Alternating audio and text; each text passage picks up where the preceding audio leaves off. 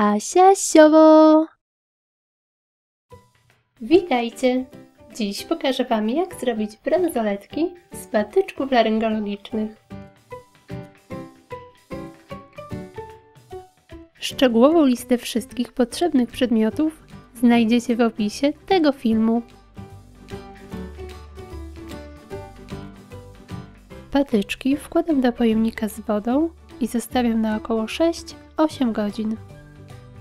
Następnie delikatnie wyginam patyczki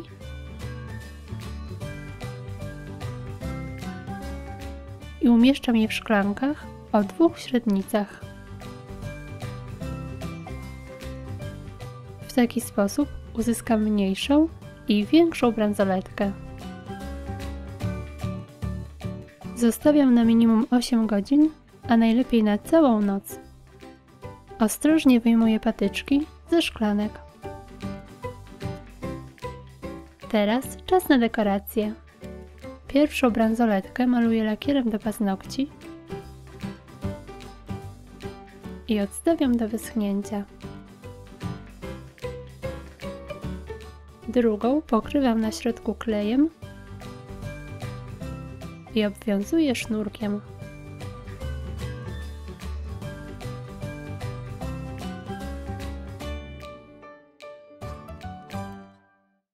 Trzecią bransoletkę pokrywam klejem. Pas z serwetki rozdzielam tak, by została tylko zadrukowana warstwa. Przyklejam ją do bransoletki.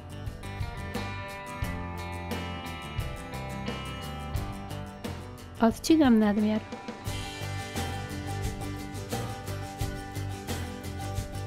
Serwetkę pokrywam klejem.